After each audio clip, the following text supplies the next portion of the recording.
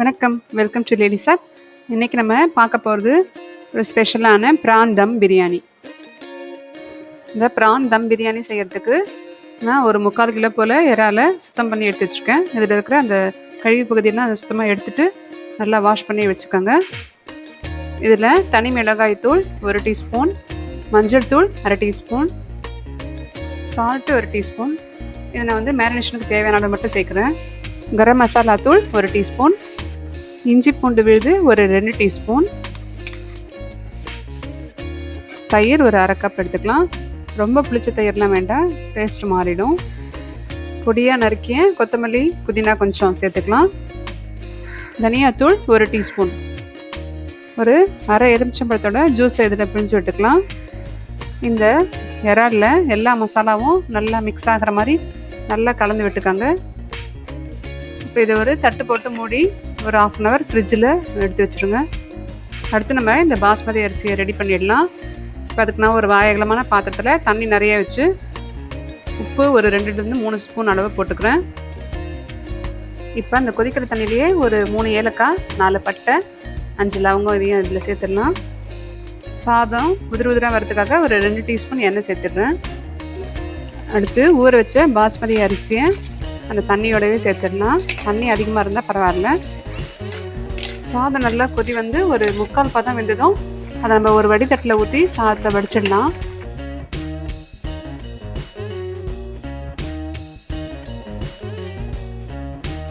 அடுத்து இந்த ப்ரான் மசாலாவை ரெடி பண்ணிடலாம்.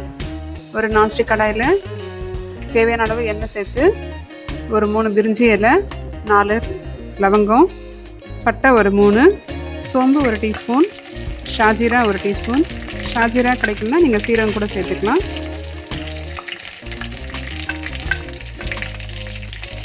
இந்த மசாலா ஐட்டம்லாம் பொரிய ஆரம்பித்ததும் கட் பண்ணி வச்சுருக்கேன் 2 பெரிய வெங்காயம், அதையும் நான் இதில் சேர்த்துடுறேன்.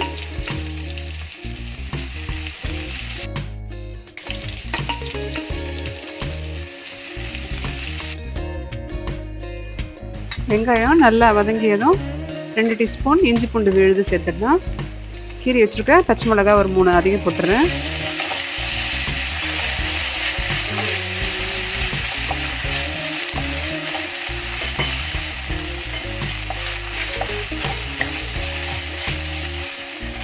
பொடியாக நறுக்கிய தக்காளி 3 அதையும் சேர்த்துடுறேன். தக்காளியும் நல்லா வதங்கணும், அது வரைக்கும் அதை நம்ம நல்லா கிளறி விட்டுடலாம்.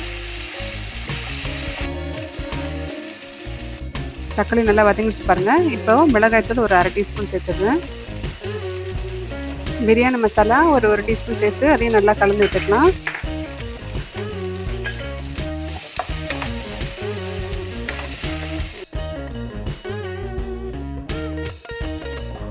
நம்ம சேர்த்த மிளகாத்தூள்லாம் கொஞ்சம் வதங்கினதும் நம்ம ஊற வச்சுருக்க இறால் அதில் சேர்த்துடலாம்.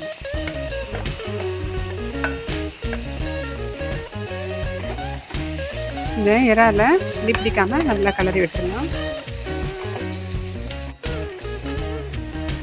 கொத்தமல்லி புதினா அதையும் கொஞ்சம் சேர்த்து நல்லா கலந்து விட்டுடலாம்.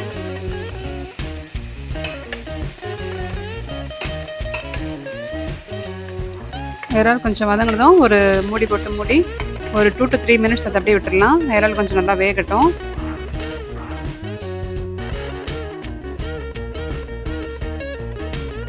பாருங்க, இப்போ இறால் நல்லா வெந்திருக்கு, எண்ணெய் பிரிஞ்சு வந்திருக்கு. இப்போ நமக்கு இந்த மசாலா ரெடி ஆயிடுச்சு. இப்போ ஸ்டவ் ஆஃப் பண்ணிடலாம்.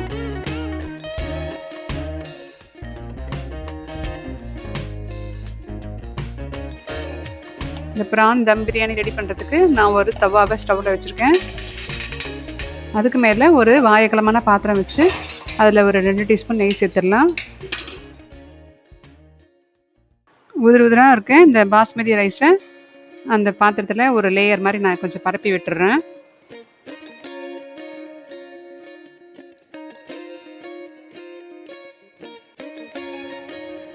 இந்த பாஸ்மதி ரைஸு ஒரு லேயர் பரப்பினதும் அதுக்கு மேலே நம்ம ரெடி பண்ணி வச்சுருக்க ப்ரான் மசாலாவை நல்லா ஸ்ப்ரெட் பண்ணி விட்டுடலாம். நம்ம நார்மலாக செய்கிற ப்ரான் பிரியாணிக்கும் இந்த மாதிரி தம் மெத்தடில் பண்ணுற பிரியாணிக்கும் கண்டிப்பாக டேஸ்ட் டிஃப்ரென்ஸ் இருக்குங்க. நீங்கள் பண்ணி பாருங்கள்.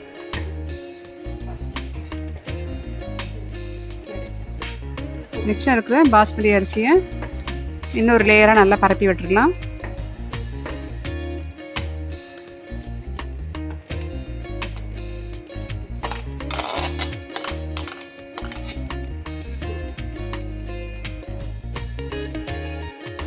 இதுக்கு மேலே பொடியாக நறுக்கி வச்சுருக்கேன் புதினா கொத்தமல்லியை நல்லா தூவி விட்டுடலாம்.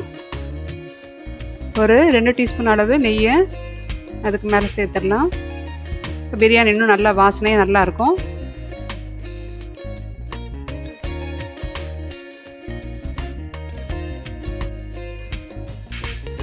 நான் இப்போ கொஞ்சம் ஃபுட் கலரு தண்ணியில் மிக்ஸ் பண்ணி கொஞ்சம் மேலே கொஞ்சம் ஊற்றி விடுறேன். இது ஆப்ஷனல் தான்.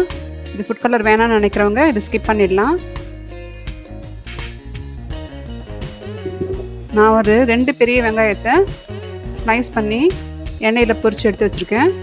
இந்த ஃப்ரைட் ஆனியன் வந்து பிரியாணிக்கு ஒரு நல்ல டேஸ்ட்டு கொடுக்கும்.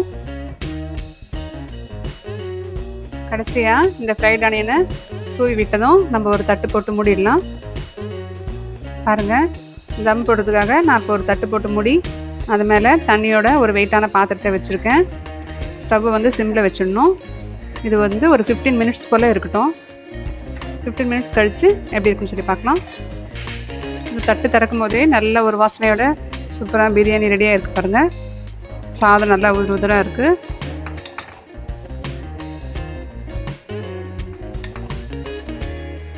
சாதம் உடையாத அளவுக்கு கரண்டியால் மெதுவாக எடுத்து பிளேட் பண்ணுங்கள். இப்போ சூப்பரான ப்ரான் தம் பிரியாணி ரெடி ஆகிடுச்சு. டேஸ்டியான இந்த ப்ரான் தம் பிரியாணியை கண்டிப்பாக நீங்களும் ட்ரை பண்ணுங்கள். அண்ட் இந்த வீடியோ உங்களுக்கு பிடிச்சிருந்தா please like, share and subscribe பண்ண மறக்காதீங்க. அண்ட் தேங்க்ஸ் ஃபார் வாட்சிங்.